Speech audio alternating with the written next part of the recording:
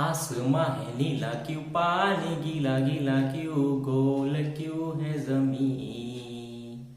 सुख में है नरमी क्यों, आग में भी गर्मी क्यों, 2 और 2 5 क्यों नहीं। सोचा है सोचा नहीं तो सोचो अभी। तो हॅलो डिअर स्टुडंट्स, मी आकाश आपल्या आवडत्या युट्यूब चॅनल मध्ये आपलं स्वागत करत आहोत.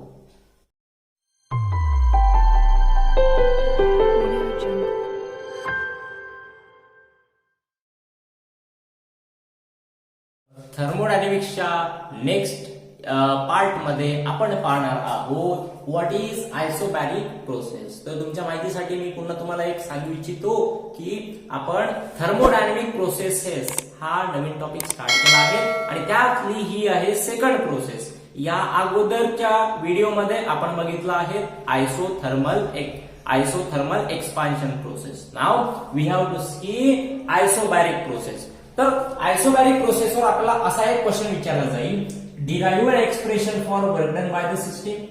ओके, मागच्या व्हिडिओ सारखाच, मागच्या डेरिव्हेशन सारखाच. त्यानंतर heat added to the system. Okay, दोन इक्वेशन आपल्याला विचारले जातील, heat added to the system and also work done by the system. Now या इक्वेशनला सॉल्व्ह कसं करायचं. ओके, तो नाव आयसोबॅरिक प्रोसेस ही isobaric process particularly it is an expansion process. Okay, पुन्हा एक्सपान्शन आलं. येस, तुम्हाला माहित असेल expansion. What is expansion? Expansion initial volume is get increases, that is the expansion process. Okay, तर आपला आयसोबॅरिक एक्सपान्शन प्रोसेस मध्ये calculate करायचं आहे वर्क डन आणि heat. So first of all you should know what is isobaric process. जसं तुम्हाला माहित झालं की आयसोथर्मल म्हणजे कॉन्स्टंट टेम्परेचर, त्याच प्रकारे आयसोबॅरिक म्हणजे होत असते कॉन्स्टंट प्रेशर. ओके, तर ही जे प्रोसेस होणार आहे, ही जे आयसोबॅरिक प्रोसेस होणार आहे, ही आयसोबॅरिक प्रोसेस कॉन्स्टंट प्रेशरवर होणारी प्रोसेस आहे. ओके, तर आता पहा, consider a system is isobarically expanded from initial state to final state. एक आपण सिस्टीम घेतली, एक काय घेतली आपण, सिस्टीम घेतली. ओके, ही सिस्टीम राहते का नेहमी, तर ही आपण समजा एक सिस्टीम घेतली, त्या सिस्टीमला आपण एक्सपांड केलं फ्रॉम इनिशियल टू फायनल.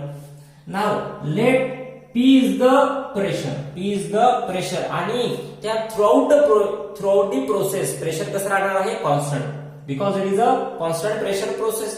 तर आयसोबॅरिक प्रोसेस मध्ये प्रेशर राहील constant through out the process. तर ते वाला कॉन्स्टंट प्रेशर आपण कन्सिडर करू P is at constant pressure. त्यानंतर VITI is a initial volume and initial temperature. VFTF is the final volume and final temperature. Now as in this process, या process मध्ये pressure मध्ये कोणत्याही प्रकारचे changes येणार नाही. प्रेशर मध्ये कोणत्याही प्रकारचे चेंजेस येणार नाही, तर change in pressure is equal to 0. तर बेटा आपण पाहिलं होतं चेंज इन प्रेशर काय आहे, equal to 0. Change in pressure equal to 0 आहे म्हणजे कोणत्याही प्रकारचं प्रेशर चेंज होणार नाही. जितकं इनिशियली प्रेशर होतं तेवढंच फायनली प्रेशर राहील, जितकं इनिशियल तेवढंच फायनल प्रेशर, जितकं इनिशियल प्रेशर राहील तेवढंच फायनल प्रेशर राहील आणि दोन्ही प्रेशर आपण कन्सिडर केलं P. Now this is an expansion process. ही काय आहे, एक एक्सपान्शन प्रोसेस आहे. पाहा, या प्रोसेस मध्ये आयसोबॅरिक सुद्धा म्हटलं गेलं आहे, या प्रोसेसला आयसोबॅरिक सुद्धा म्हटलं गेलं आहे, म्हणजे प्रेशर कॉन्स्टंट राहील. या प्रोसेसला एक्सपान्शन सुद्धा म्हटलं गेलं आहे, म्हणजे या प्रोसेसमध्ये सिस्टीमचं व्हॉल्यूम इन्क्रीज होणार आहे, प्रेशर पण कॉन्स्टंट राहणार आहे आणि सिस्टीमचं व्हॉल्यूम सुद्धा इन्क्रीज होणार आहे. ओके, तर अशा या दोन प्रकारचं मिक्सचर म्हणजे आयसोबॅरिक एक्सपान्शन प्रोसेस. तर एक्सपान्शन आहे तर definitely initial volume should be less than final volume. And what about temperature? Initial temperature is greater than final temperature. Okay, next direct मुद्दा कोणता होता की कॅल्क्युलेट करून दाखवा work. Okay, so work done given work done by the सिस्टीमने केलेलं work याचा formula आपल्याकडे असते W is equal to P in bracket VF minus VI.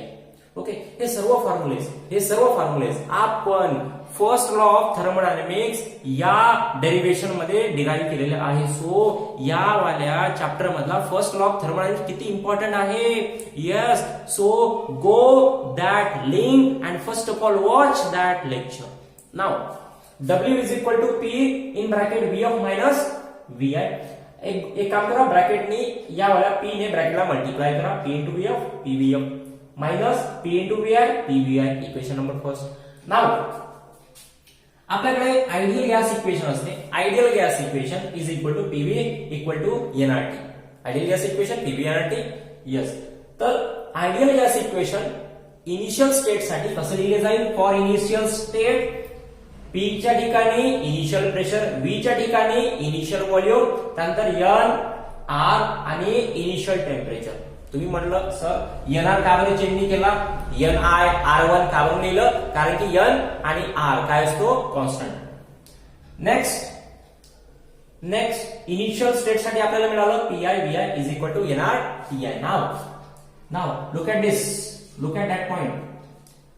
PI that is the initial प्रेशरची व्हॅल्यू काय आहे P. ओके, इनिशियल प्रेशरची value काय आहे P पुट केली तर P VI is equal to NR TI. Now for final state जसं आपण इनिशियल स्टेट साठी आयडियल गॅस इक्वेशन लिहिलं, त्याच प्रकारे फायनल स्टेट साठी काय लिहिता येईल PF VF is equal to NR TF. Now again look at that point. What is PF? PF is also equal to P. PF ची व्हॅल्यू सुद्धा P च्या इक्वल आहे. तर PF च्या ठिकाणी पुन्हा मी पुट केलं P into VF is equal to NR TF. Okay, मला P VI याची व्हॅल्यू मिळाली, P VF याची व्हॅल्यू मिळाली. या दोन्ही व्हॅल्यूज इक्वेशन 1 मध्ये पुट करून टाका. तर W इक्वल टू PVF याची व्हॅल्यू काय आहे आपल्याकडे, PVF याची व्हॅल्यू आहे NR TF. त्यानंतर मायनस हा मायनस, त्यानंतर PVI, त्यानंतर आपल्याला पुट करायची आहे PVI ची व्हॅल्यू ही तुम्ही पुट केली NR TI. ओके, तर या इक्वेशन फर्स्ट मध्ये PVF आणि PVI याची व्हॅल्यू पुट केली मी इथून, तर मला मिळालं W equal to NR TF minus NR TI. Okay, now या दोन्ही टर्म मध्ये जे काही कॉन्स्टंट आहे त्याला कॉमन काढा. या दोन्ही टर्म मध्ये तुम्हाला NR आणि NR कॉमन दिसून आला असेल तर NR ला मी कॉमन काढलं आणि ब्रॅकेट मध्ये शिल्लक राहिला TF minus TI. This is the work done by the system in isobaric process. Now heat added to the system. Okay, तर आपल्याला आता काय कॅल्क्युलेट करायचं आहे heat added to the system मध्ये ऍड होणारी हीट. तर ज्या प्रकारे आपण पाहिलं की इनिशियल टेम्परेचर हे फायनल टेम्परेचर पेक्षा काय आहे ग्रेटर. ओके, म्हणजे इनिशियल सिस्टीम जेव्हा छोटी होती तेव्हाचं टेम्परेचर आणि जेव्हा सिस्टीम काय झाली मोठी झाली तेव्हाचं टेम्परेचर, दोघांमध्ये फरक आहे. यस, तर टेम्परेचर मध्ये काय आहे डिफरन्स आहे. So that's why difference in a temperature is not equal to 0. That is the change in temperature is not equal to 0. Temperature पहिले काय होतं थोडं मोठं होतं, मग टेम्परेचर काय झालं छोटं. ओके, पहिलं जे इनिशियल टेम्परेचर आहे ते काय आहे ग्रेटर, त्यानंतर फायनल टेम्परेचर कसं आहे स्मॉलर. टेम्परेचर आधी जास्त होतं, टेम्परेचर काय झालं कमी झालं, डिक्रीज झालं. ओके, आधी टेम्परेचर जास्त होतं, आता टेम्परेचर कमी झालं. डिक्रीज झालं की नाही झालं, डिक्रीज झालं. ओके, डिक्रीज झालं म्हणजे टेम्परेचर चेंज झालं. डिक्रीज झालं म्हणजे टेम्परेचर चेंज झालं. तिथे चेंज इन टेम्परेचर होत आहे का, होत आहे. चेंज इन टेम्परेचर होत आहे का, होत आहे. मग इथं change in temperature equal to 0 कसं काय लिहू शकतो आपण, बरोबर आहे. चेंज इन टेम्परेचर 0 लिहू शकतो का, बिलकुल नाही, कारण की तिथे चेंज इन टेम्परेचर होत आहे ना. तर change in temperature equal to 0 आपण लिहूच शकणार नाही. Change in temperature is not equal to 0. जर change in temperature not equal to 0 असेल, then definitely change in internal energy will also be is not equal to 0. जर temperature मध्ये changes होऊन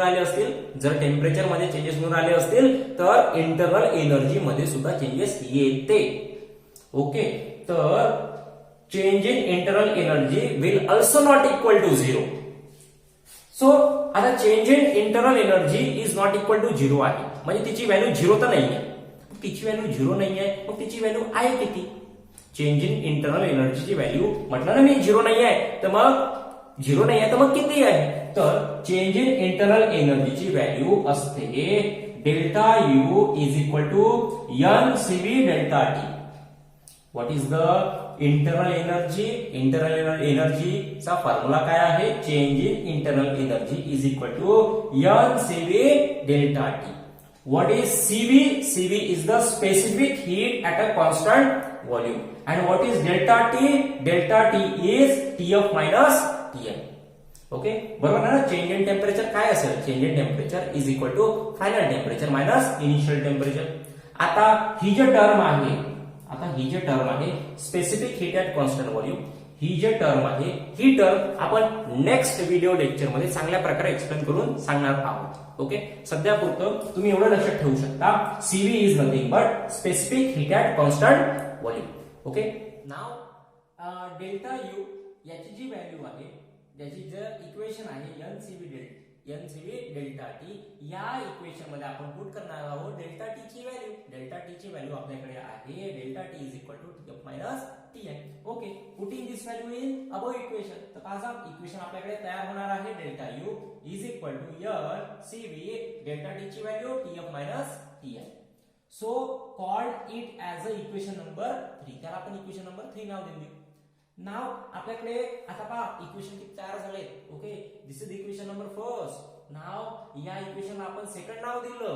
दिस is equation number second, that is the equation for work done by the system. Now equation number third आता तयार झालेलं equation. So it is for change in internal energy. Okay, तर आता आपण use करू using the first law of thermodynamics. First law of थर्मोडायनामिक्सचा वापर करून आपल्याला मिळणार आहे Q is equal to delta U plus W. This is equation number 4. आता आपल्याकडे 4 इक्वेशन झाले. 1 2 3 4 4 equation. Okay, now putting the value from equation 2 and 3. आपल्याकडे इक्वेशन 2 मध्ये आणि 3 मध्ये डब्ल्यू ची व्हॅल्यू मिळाली आणि डेल्टा यू ची व्हॅल्यू मिळाली. या दोन्ही व्हॅल्यूज आपण पुट करू इक्वेशन नंबर 4 मध्ये. इक्वेशन नंबर 4 मध्ये या दोन्ही व्हॅल्यूज आपण पुट करू, डब्ल्यू ची आणि क्यू ची. सो वी गेट आपल्याला काय मिळणार आहे? आपल्याला मिळणार आहे Q equal to delta U ची व्हॅल्यू रे. डेल्टा यू ची व्हॅल्यू आहे N CV in bracket TF minus TN. त्यानंतर what is the value of W? W ची व्हॅल्यू सुद्धा पुट करावं लागेल. डब्ल्यू ची व्हॅल्यू आहे N R TF minus TN. ती व्हॅल्यू उचलली आणि या इक्वेशन मध्ये पुट केली. तर पहा इक्वेशन मध्ये पुट केल्यावर N R TF minus TN. Okay, तर इक्वेशन तयार झालं Q is equal to N CV in bracket TF minus TN plus N R TF minus TN. आता या दोन्ही टर्म मध्ये तुम्हाला कॉन्स्टंट काय काय दिसत आहे? दोन्ही टर्म मध्ये कॉन्स्टंट तुम्हाला काय काय दिसत आहे? पहा हा ब्रॅकेट कॉन्स्टंट नाही आहे रे. हा ब्रॅकेट कॉन्स्टंट नाही आहे रे. आहे ना, ब्रॅकेट कॉन्स्टंट आहे ना. पहा यस, तर ब्रॅकेट कॉन्स्टंट आहे या वाल्या टर्म मध्ये आणि या टर्म मध्ये ब्रॅकेट कॉन्स्टंट कॉमन आहे. कॉन्स्टंट आहे कॉमन आहे, तर त्याला आपण कॉमन काढलं. दोन्ही टर्म मध्ये ब्रॅकेट कॉमन आहे, याला कॉमन काढलं. त्यानंतर हा जो n आहे दॅट इज द n. हा जो n आहे n सुद्धा कॉमन आहे, त्याला सुद्धा मी काय काढलं? कॉमन काढलं. मग n ला आणि TF मायनस TR याला जर कॉमन काढलं तर शिल्लक काय राहिलं? शिल्लक राहिलं हा वाला CV आणि हा R है ना. जर TF मायनस TR याला कॉमन काढलं आणि जर n याला कॉमन काढलं तर आपल्याकडे शिल्लक राहील फक्त CV plus R. Okay, next तर पहा आपल्याकडे Q चे इक्वेशन मिळालं. Q that is the heat is equal to N CV plus R इन bracket TF minus TN. Now using the Mayer's relation thermodynamics मधलं हे पॉप्युलर रिलेशन आहे. Thermodynamics मध्ये पॉप्युलर रिलेशन आहे. दॅट इज द फेमस एक relation म्हणू शकतो आपण. That is the Cp minus Cv is equal to R. What is Cv? It is the specific heat at constant volume. And what is P? It is also specific heat at constant pressure. Cp is the specific heat at constant pressure minus Cv, that is the specific heat at constant volume, is equal to काय असेल दोघांची subtraction R. R is the universal gas constant. तर ही लिहायची तर काही गरज नाहीये. Direct इथं मेयर्स रिलेशन आपल्याला यूज करायचा आहे आणि पुढची स्टेप कॅल्क्युलेट करायची. आता हा Cv लेफ्ट हँड साइड मध्ये मायनस मध्ये, राईट हँड साइडला गेला तर प्लस. तर आपल्याला इक्वेशन कसं मिळणार आहे? Cp is equal to Cv plus R. So Mayer's relation वरून एक आपण नवीन इक्वेशन तयार केलं, that is the Cp is equal to Cv plus R. Okay, now या वाल्या इक्वेशन मध्ये पाहा बरं. Qच्या इक्वेशन मध्ये that is the N in bracket Cv plus R. Okay, या इक्वेशन मध्ये तुम्हाला हा ब्रॅकेट दिसत आहे का? Cv प्लस R दिसून राहिला, मला पण दिसून राहिला. तर हा जो ब्रॅकेट आहे ना Cv प्लस R, हा जो ब्रॅकेट आहे Cv प्लस R, याची व्हॅल्यू आपल्याकडे आहे Cp. What is the Cp? तर सिंपली याची व्हॅल्यू पुट करा Cp. ओके, तर नवीन इक्वेशन बनणार आहे या Cv प्लस R च्या ठिकाणी पुट केला Cp, तर नवीन इक्वेशन बनणार आहे N Cp in bracket Tf minus Ti. Okay, so this is the equation for heat added to the system. तर या प्रकारे आपण work done by the system आणि heat added to the system या प्रकारचे दोन इक्वेशन्स फाइंड आउट केले. तर याच प्रकारे तुम्हाला बोर्डच्या एक्झाम मध्ये सुद्धा डेरिव्हेशन सॉल्व्ह करावं लागणार आहे. ओके, सो एक फायनल काम करून घ्या. या वाल्या डेरिव्हेशनचा एक स्क्रीनशॉट घेऊन घ्या. Okay, yes.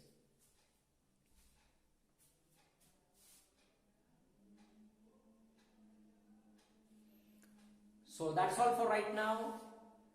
We will meet soon in our next lecture. So up till now, goodbye to all of you.